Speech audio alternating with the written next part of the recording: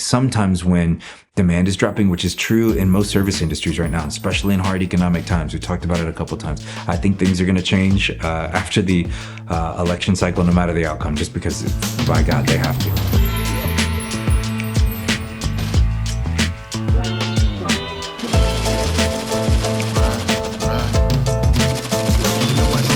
All right, Matt, welcome back to another marketing mindset here.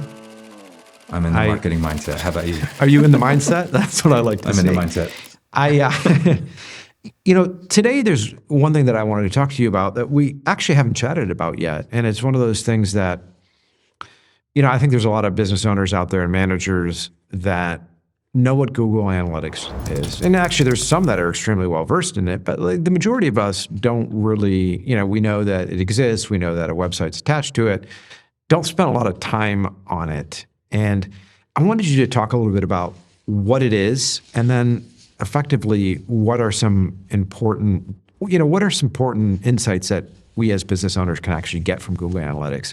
Not to the extent, like none of us are internet marketing experts. I'm talking about for the business owner, what could we learn from it?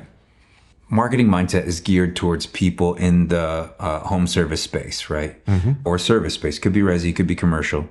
But there are services that have a particular bell curve of seasonality to them. It's not that the season ever truly goes away.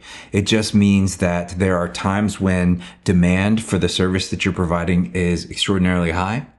And then there are times where it's mid, and then there are times when it tapers off kind of towards the end of the year and the beginning of the next year. And that's true for pest control. That's true for lawn care.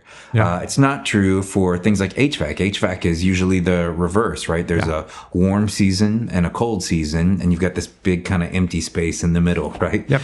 But when you are in a service company, like pest control, like lawn care, and you're starting to walk out of your season, right? Not into zero demand, but into less demand. It's really important to start to shift your strategy away from things that meet demand immediately, like pay-per-click, like local service ads, like your Google business profile, all that kind of stuff, right? Bing ads, meta ads, all that stuff, right? That's how you get in front of the consumer quickly, right? Right away as the demand is high. And you start to shift those resources and you start to build out the content that exists on your website, right? This metaphor has served me so far, so I'll stick with it for right now. Somebody may have something better. Okay. Throw it in the comments below. But when you're hunting in season, you use a rifle. You remember Elmer Fudd, right? Mm-hmm. Hunting Bugs Bunny with his rifle in the woods, right? Be very, very quiet. I'm hunting rabbits. When you're hunting outside of the season, you're using traps, right? You start to set traps for future people that are coming to your website, not current people, right? And that's what the shift for analytics in particular and for your website becomes really important. It's important when you're starting to walk out of your season to shift your focus. Okay, I'm going to spend less in high demand places, and I'm going to start making investments in my website and understanding my Google Analytics so that I can make sure that when the next season comes, that I've done all the work, I've set all the traps, and so people are going to find my business, find my website, and make a buying decision with me. Okay. What are some important things that we can learn from Google Analytics, and what are some metrics that we should focus on? Because I have the luxury of working with a lot of different of these businesses, when people come to us from another digital marketing company, I see their reports. And sometimes I look at some of these reports that some of these business owners get, and I'm like, shit, I don't understand what I'm looking at either. God help you if you can understand it. This is what I do all day. So I'll keep it real simple, right? When it comes to your analytics, there are a handful of metrics that you want to be keeping an eye on. You want to be keeping an eye on your sessions. That's the total number of visits to your website, right? You want to be keeping an eye on bounce rate, right? Bounce rate is someone like me who's coming to Paul's PR service website, right? And I can't find what I'm looking for necessarily. And so I take off, right? That is a really important number to kind of keep an eye on, to let you know how well your site performs. How quickly are you getting information to somebody who's looking for your service? Matt, when you say a bounce rate, is that, so basically I'm looking for, a lawn care service, and I type it into Google and I get onto a page and I realize it's not a lawn care service, it's a lawn care supply company. So it takes me 15 seconds to notice that. I jump right off. I go back to Google and I search. That's a bounce. Well, sort of. A bounce rate is somebody who makes it to your website but leaves only after one visit or only after visiting one page, right? I see. So that could mean a lot of things. That could mean your content on that page is not organized well, right? You're not getting reviews to the user. You're not getting a promo that's like resonating with the user. You're not in the geographic region of the user. Or, quite frankly, this happens a lot, especially in the service industry. Sometimes a fresh user to your company can get a look at your staff and be like, I don't think I want these people coming over to my house, right? So how you handle that content matters, and that's what bounce rate is. Do they only make it to one page and take off and head someplace else? I see. Okay. The other one is pages per session, right? That's the average number of pages that someone visits, right? You normally don't see people bounce through more than 3 pages, but you want to understand what the average is because that's a benchmark that you want to keep an eye on. You want people to stay on your page as long as possible. It's reinforcing your brand in the consumer's mindset. So even if they're not ready to make a buying decision, they will recall your brand when it's time to make a decision. I see. And then the two that are kind of at the end, the big one, we talk about this for paid search all the time, but there are also conversions that happen on your website. The coded numbers that are on your website, how often are they called? The form fills on your website, how often are they called? So you want to pay attention to conversion rates that are happening on your website just as much as you're paying attention to conversion rates that are happening in your ads, right? And then the last one is the average session duration, right? This, we're doing this YouTube kind of experiment together, right? And on the back end of YouTube, it's telling us how long people are hanging out with us while we go through this content. And that kind of information lets us know, is this content valuable to people? Do they not care about this particular piece of content? Are they taking off and looking for something else, right? It's the same thing is true for your website. The longer that someone is on your website, that is an indication that they are finding the things that they're looking for. But if they get in there for a short amount of time and then take off, you probably need to reconsider the kinds of content that you have on your website to get them to stick around a little bit longer. Gotcha. Okay. On that topic, before we move on to anything more in depth, how much time does Lizard spend looking at, I guess, would you guys sit down with clients and say, hey, Paul, these people are only getting on 1.5 pages and looks like they're off your website in 30 seconds. Instead of blowing all sorts of money on paid search, you might want to spend a little bit of time addressing these issues. Yes, 100% yes. So my team does site audit. Let's pretend we're working with Paul's PR service company. We're going to do a site audit on your website. Using our tools to bring all of the problem areas of your website up to the front, right? And we're doing that site audit in the first 10 business days of the month, right? It doesn't take that long, but we have a lot of clients, and that's kind of the time that we allot. And then we kick off what's called the laundry list over to our developers, whom we're like, okay, we are focusing on this, and this month. We need to clean up these 404 pages, these errors over here. We've got some backlinks that are looking toxic to SEMrush. We want to take care of those, right? And potentially we have bounce rate spiked a little bit this month. And so we're going to move this promotion from here to here, and we're going to increase that promotion by another 10% to see if we can get people to stick it out longer or make a buying decision. Gotcha. But that's happening on the back half of every month. So first 10 days, we're doing those audits. And then the back half of the month, we're fixing all of the we call it the honey-do list. We're fixing all the things on the honey-do list. Our developers getting this big list and just kind of checking these things off for each one of our clients' websites. Okay. In prior episodes, you've talked about conversion rates. Is that something that can even be tracked in Google Analytics? Oh, yeah. It's in a section called goals, right? You can set goals in analytics for a company like mine, and for Paul's, somebody in marketing that works, is familiar with the marketing lingo over there at Paul's PR service company, can also kind of view these analytics as well and keep an eye on it. And you set these goals together, right? The goal for us at Lizard is a phone call that lasts longer than 30 seconds, for example, or a form that gets filled out and gets sent in, or staying on a site session that lasts longer than 2 minutes, right? That's a common goal in digital marketing. Think about it from a consumer's mindset. We are consuming information, spitting out information, getting new information so quickly, right?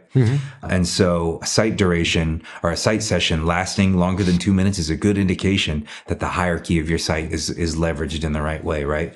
But then also there are goals like keyword rankings, right? How have we ranked for enough keywords this month as we did last month? That's the content that my team is putting on your website to find new users to come to your website and figure out if they want to explore possibilities of working with you to solve some of their home service problems, right? Yep. So these are things that you set in the goals section of your analytics, and you're kind of tracking and monitoring them month over month. Got it. So folks are spending a lot of time doing SEO, putting all sorts of jazz on the website. Does Google Analytics then tell you the source of the traffic? And how granular is that? It's pretty granular, right? So it's taking the IP address from your computer and it's determining the channel that you arrived at Paul's PR service website from, right? There's a couple different channels that you can see inside of analytics. There's the organic search. That means that's where my team is shining right now. I brought some real numbers for this episode specifically for a meeting that I covered 2 hours ago. So shout out Jenna. But organic traffic references the keyword content, the hyperlocal keyword content that your digital marketing company is depositing onto your website and leaving a trap on your website for future visitors, right? Not a visitor that's coming in September, a visitor that's coming in October, maybe even November, right?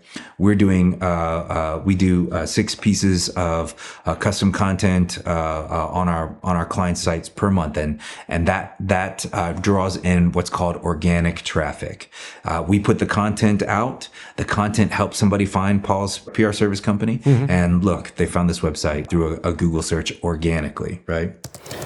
The next one is direct, right? Direct traffic. Direct traffic has to do with the people who are finding your website that have searched your brand specifically. So this is a good thing to keep an eye on, because this lets you know if you've got some work to do to get your name out there into the market. You know, a lot of the companies, I mean, Paul, you know this from the M&A side, right? There are some markets that you are buying and selling companies in that are dense with competition, right? Yep.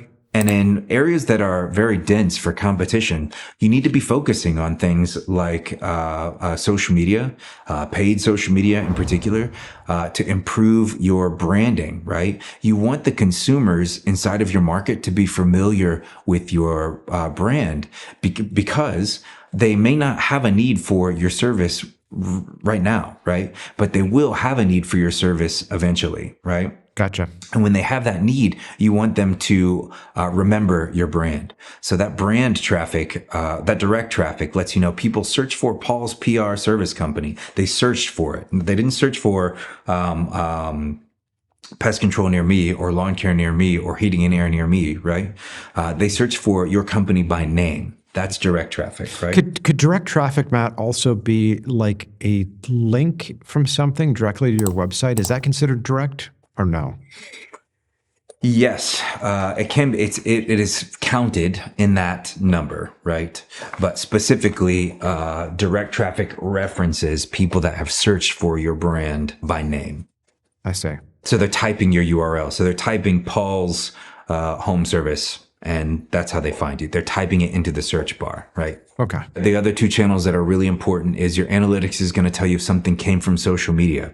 If you're focusing on that direct traffic and you're focusing on your brand message, then you're going to see spikes in visits to your website from social media. And that's a good indication that your brand messaging is working and that you're resonating in the mind of the consumer. If something comes from Twitter or TikTok or what have you, what is analytics?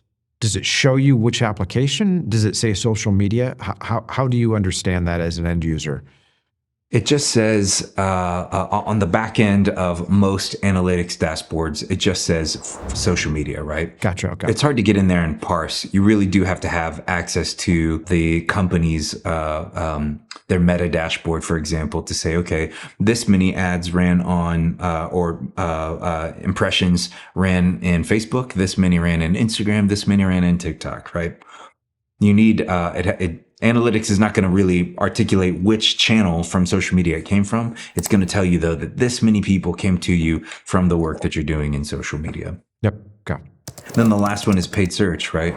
Especially as you are exiting a season, if your service business is predicated on seasonality, you're going to be leveraging less money in paid search. And so you're going to see less traffic come from paid search over time, right? But there's always a direct relationship between the ads that you're running in search. That's Google, local service, paid search, Bing, any of the alternatives, right? There's always going to be a direct correlation between the money that you're investing in paid search and your website traffic, because people like my wife are going to do their homework on you before they just call you from an ad, right? They care less about, especially in hard economic times, they care less about the promo that you're running and more about the kind of company that they're going to get invested in and whether or not they want to continue that relationship over time. Yeah. So those are the channels. You've got organic, direct, social, and paid. Awesome. No, that's very helpful. What sort of reports does analytics generate that we might want to take a look at, on a regular basis is really what I'm getting at here. Yep. So Google Analytics tells you really key information that affect the internal workings of your company and the decisions that executives need to make to adjust possibly their marketing strategy, right? One of them is the audience overview. That's going to provide insights on things like demographics and interests that people that visit your website have, right? So let's say, for example, a lot of people that are coming to Paul's PR service company, your website, Paul's website, they are showing in the audience overview that they've got interest in or have shown interest in, for example, outdoor events like soccer, right? Makes sense, especially being out there. But that might be a place where your team wants to say, okay, it seems like a lot of people find us that are also interested in soccer, also interested in home improvement, also interested in leisure and travel, right? That means maybe we need to move some of our ads and some of our messaging into these spaces, right? It gives you an indication of where you want to put an ad that you may not be taking advantage of currently. Another one is acquisition, the acquisition overview. It's a very powerful kind of tool that analytics gives you, and it tells you where traffic's coming from. That's where you're finding out where your what search engines people are coming through. Are they coming through Bing? Are they coming from Microsoft? Are they coming from Google? Are they coming from Yahoo? Where are they coming from, right? It's also going to show you your social media. This particular report is going to give you social media channels, right? Okay. It's going to give you a much more in-depth look at which social media is working and which one is maybe not. And that helps you make a decision as the business owner. But okay, let's invest a little bit less in TikTok because it looks like we're getting a lot of leverage on Instagram right now, right? And then it's also going to show you things like referral traffic. This one is a little ambiguous on the back end of Google Analytics. It doesn't mean that somebody has said, hey, you need to go check out Paul's PR service industry website, right? What it means is perhaps me as a user am looking for I'm scrolling through Meta or something like that, or scrolling through a blog. I'm reading a travel blog maybe, and one of your ads from your paid search shows up inside of that blog, and I decide, oh, I actually need this right now. I'm gonna check this out, and I click on the ad and come through that way. That shows you referral traffic. So acquisition overview is the second kind of tool that it gives you, that analytics gives you, and it's pretty big. There's also behavior overview, right? This is showing you data on how people are engaging with your content, right? If you're noticing, for example, that people aren't clicking around, right? Your click rate and your click-through rate are not really high, right? In terms of your industry standard.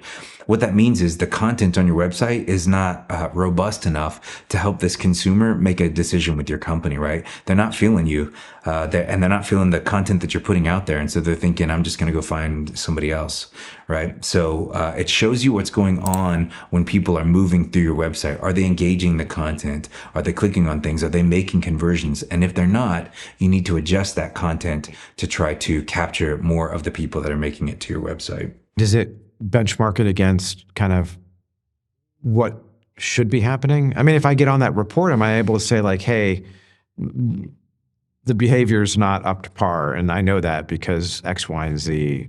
Or do I have to actually have that sort of knowledge? Analytics and SEMrush for your digital marketing company will give us access to not just Paul's PR service company, but also competitors for Paul's PR service company that we tell it we want to keep an eye on, right?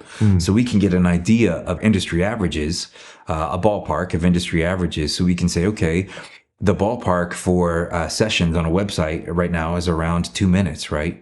Across this particular industry. And right now we're at about 1 minute and 38 seconds. So what can we be doing internally to make sure people are sticking it out on our website a little bit longer? Gotcha. Or we might notice, for example, that clicks are, for every 1,000 visitors that are coming to the website, we get 100 clicks, right? But we're noticing on Paul's that we're only getting about 80 clicks, right? So what can we do on the website? How can we organize this content to get some more engagement from these people so that we can track them, right? Got it. That kind of leads us to the last one, though, pretty perfectly, which is the conversion report. The conversion report is going to give you a real detailed breakdown of your goals that you've set up for conversions on your website. How many clicks have you made? How many calls have you made? How many form fills have you made? And how does it compare month over month and year over year? I haven't spent a lot of time on Google Analytics, but I did notice some distinctions being made between, mobile and non-mobile access.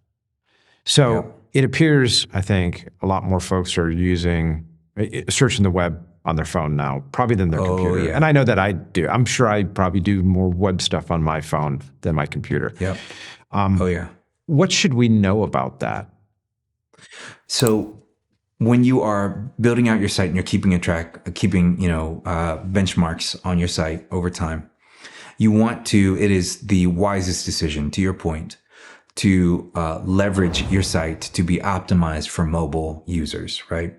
I think the standard right now is around 74% for service-based industries. People that are coming to your website are coming from mobile devices. That includes the ads that you are putting out there in paid search too. So paid search is out here, and website is closer to home, right?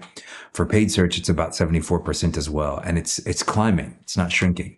That's because phones are becoming smarter. And that's because our phones are listening to us and they're offering us more content, offering us solutions for content much more as we progress into whatever this, AI future is looking like. But more people are using their device than their laptops, et cetera, to find. Think about it. When was the last time you as a consumer thought, I've got to find a good lawn care company because my yard looks like shit? Yep. Let me just go pop open my laptop and look for that. No, you ask the lady on your phone to look for the closest. Yes, you do. The closest you do. You ask her and she gives you some options and you start to investigate. And so you want to leverage your website and the metrics that you're keeping track of to make sure that you are optimized for mobile users, because the majority of your traffic that are finding out about your business are coming to you from there.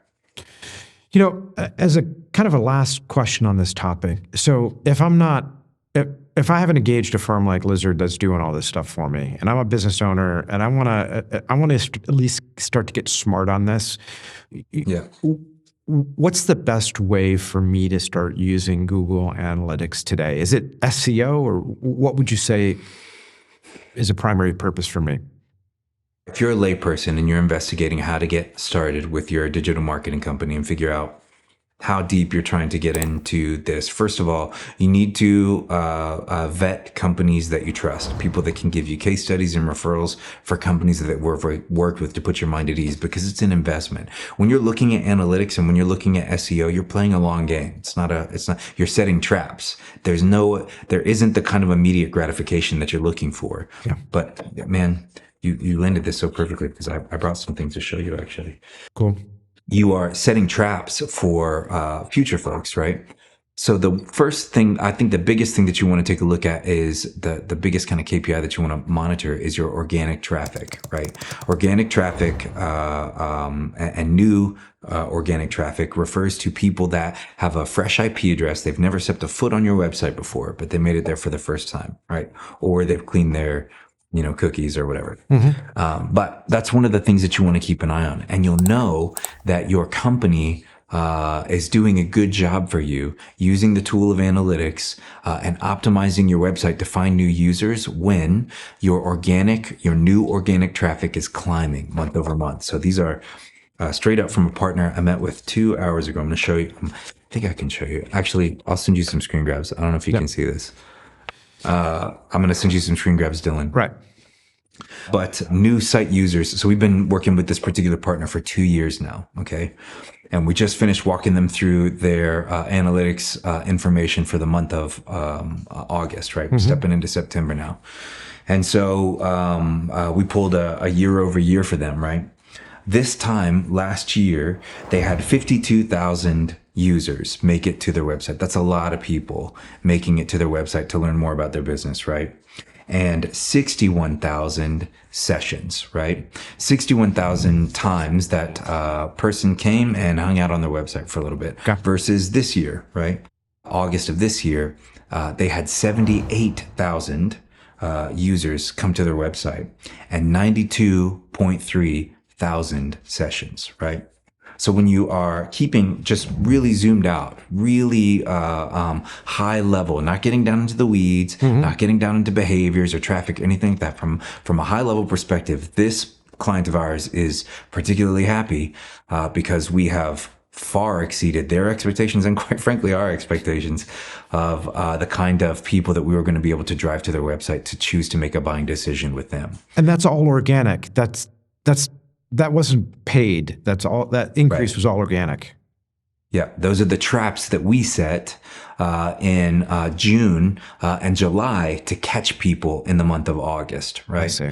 And we did a really great job of setting those traps in June and July with good content that's hyper local, and we're loading it to their business profile and all this kind of stuff, so that people are finding their website, and it's paying them out handsomely. Sometimes when demand is dropping, which is true in most service industries right now, especially in hard economic times. We talked about it a couple of times. I think things are going to change after the election cycle, no matter the outcome, just because, by God, they have to. They're eating the dogs, the people that came in. They're eating the cats. They're eating the pets. And especially in a hard economic time, sometimes when your paid search strategy isn't getting it done the way that it used to, leveraging your organic strategy can get you the kind of new users and new clients that you're looking for by setting those traps with a digital marketing company that you can trust. Awesome. Well, this is very helpful, Matt. Next week, I want to jump into kind of where search trends are going, particularly in the resi services space. Is volume up? Is volume down? What's that look like? And then I want to delve a little bit back into benchmarking. We talked about it on a few episodes back. We were kind of benchmarking against ourselves. I thought next week we'll dive a little bit into maybe some relevant industry statistics and talk about how that might work. Let's do it. Sounds good. All right, brother. Until next week.